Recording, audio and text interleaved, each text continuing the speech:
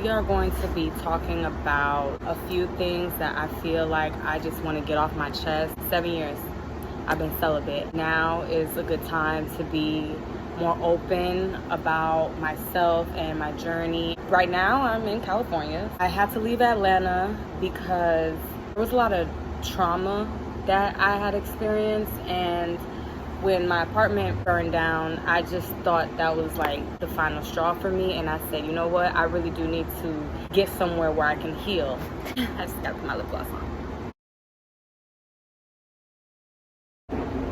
So anyway, something that I never talked about on my celibacy journey is why I decided to be celibate. I actually made the decision to be celibate because of a sexually abusive relationship that I got out of. When I joined the military, I was so proud of myself and I was proud of what I was doing, and I wanted to completely erase all the guys from my past. He's a few exes ago. He sexually assaulted me 2 weeks before I went off to basic training. That was one of the things while I was in basic training that was on my mind. I tried to ignore it, and then, it came up again. He was trying to get back with me, and I had to completely shut him off. Listen, don't ever talk to me again. I just was gonna heal on my own, but I had made that decision to be celibate because of what I was feeling in basic training. Fast forward, I get sexually assaulted again. And so all that did was reconfirm my decision to be celibate. So when I got sexually assaulted the second time, that was totally different. That was a totally different situation. Still traumatizing, but just a different type of sexual assault. I think there's a difference between being sexually assaulted by your partner, like somebody that you're in a relationship with, versus being sexually assaulted by someone that you don't really know. Once you get to that point, that's how it becomes more of sexual abuse, because you think that you have the right to my body just because I've said yes already. And that is why a lot of people are miseducated, or they are not informed about what sexual coercion is. Basically guilt you into sleeping with them. That's also a form of rape. I'm speaking my truth, right? Because I feel like, and this is just me being honest, as I'm getting older and I'm becoming more aware of myself, my choice to be celibate was rooted in trauma.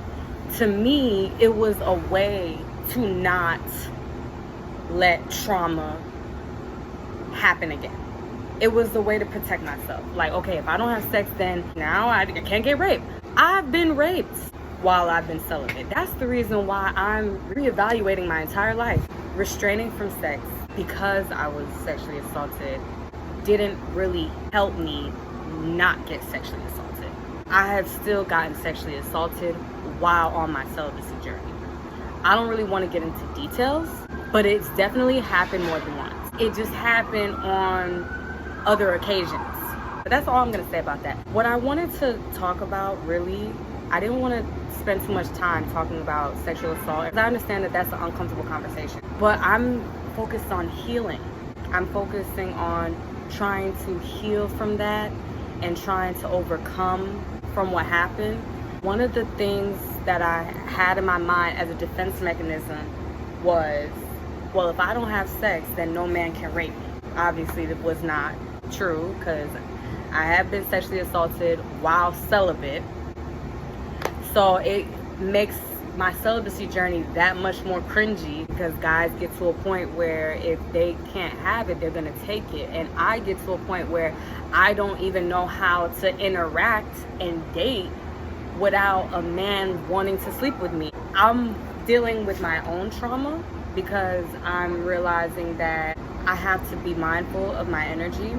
I have this naturally seductive type of energy. It's not necessarily sexual, but then when you blend that with trauma and no boundaries and low self-esteem and all that other stuff, then you get people who feel that energy and are attracted to you, but they are all attracted to you for the wrong thing. So that's why I had to focus on myself. I had to really work on myself, because it's okay, at the end of the day, you're not going to be able to turn off your seductiveness. what you have to do is you have to figure out how to make the energy that you naturally have work for you, because right now it's working against you because of the energy that you don't have, meaning your energy is depleted in some areas. You need a clearing, you need a healing, you need a restoration in order for it to actually manifest into something great. So that's part of what I'm doing now. Being in California is my way of restoring myself. If I don't have sex by the end of this year, it's gonna be 8 years, and that's not the move. You need to allow yourself to heal from that trauma. You should not be celibate because you're afraid of getting sexually assaulted. It already happened. So now that it happened and you realize that your initial reason for being celibate is false, it begs the question, when are you gonna have a good experience with sex?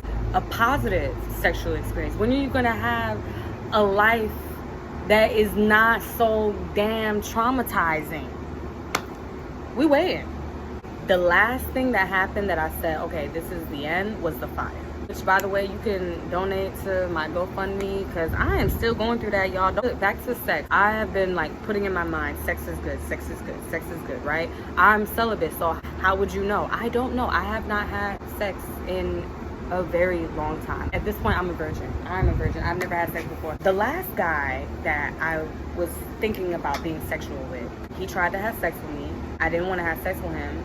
I can admit that maybe I was flirting or leading him on. And so because of that, we ended up in his bed, and I freaked out. Started having a panic attack. He was really like taken back by that. He was like, why are you acting like that? You know, and so I'm going through all of these mental things because I felt like, see, this is why I don't have sex. All I did was like just play along, I guess. And now I'm ending up in a situation where I may possibly get raped. And so again, my mind is saying to myself, see, this is why you don't have sex, because my mind always puts rape and sex in the same boat. And I don't really want that for me. I don't really want that for me because I kind of want to get pregnant. Look at my stomach. All right, but look. Do you know how girls get pregnant? How you gonna do that? Here I am thinking about it and being upset about what I have to even go through just to even experience that. The next guy that I try to give a chance to, I want to choose him. And I thought that that would be like a defense mechanism. Like if I choose him, then I have a better control over the situation to where maybe I won't get sexually assaulted. So I just got into a mode where I'm like, you know, get comfortable with choosing who you want. But then there's that whole thing, do your wants want you? Gotta like really know if you are in alignment with your wants in order for them to want you too. Because my wants didn't want me back, and that shit broke my heart. And now I think I might just never have sex again. At this point, I'm like nervous for myself because I don't even know how to take control in that way. Last guy saw me, talked to me, wanted to get my number. I looked at him. I did size him up, but I had to. Thinking to myself, I think I'll have sex with him. Yeah, because that's where my mind has to go now. Like, would I have sex with you? Would you rape me? Could we have a baby? Can I have a family with you? Can I share genetics with you? This, to me, is very important. You can't go another however many years without sex. Now it's to a point where it's not healthy. Like now I understand it's a trauma block here. This is not in any way helping you heal. There is a block here. There is a block. That means you are stuck. And when you are stuck, it means you are not going in a cycle. And when you're not going in a cycle, that means you're not moving forward, which means you are not progressing, you are regressing. And so that is what I've come to the conclusion. I said, girl, you better have sex. I don't care who it is with. Let me take that back. I definitely care, but I don't care how it comes about. Going after guys, not letting guys pick you, because every man that sexually assaulted me came to me, and I allowed them to have access to me, thinking, oh, he likes me. Oh, he seems nice. Oh, rape. So no. We don't do that anymore. Now when guys try to talk to me or they try to get to know me, it's an automatic no. I feel like I don't know your intentions. My ex, he was adamant on trying to get with me. It's just like so persistent, and then they turn around and do something like that to you that has such a damaging effect. I see that as victim tactic. Like, this is how you pick your victims. You try to feel energetically which girl has the most low self-esteem, the most low confidence, family issues, and being an orphan. Guys feel like she's vulnerable. There's power in vulnerability, but there's also danger in it too. I just got to a point where I said, you know what, I don't want to be vulnerable in that way. I would rather be vulnerable in a way that if I just show a guy, hey, I'm trying to have sex with you, that vulnerability can work in my benefit. Whereas when you're sexually assaulted and you're vulnerable, you don't choose that vulnerability. You're just vulnerable and you can't shake it. So now you always feel this vulnerability beyond your control. It also kind of leaves you with fear of the unknown. You don't know what's going to happen. Do it. Be in control of your vulnerability, but the outcome may not be what you want. I've been vulnerable. I've been open. I've been like, okay, I'm going to put myself out there. And it has not been a good experience for me. Now I feel conflicted. It's like, what do?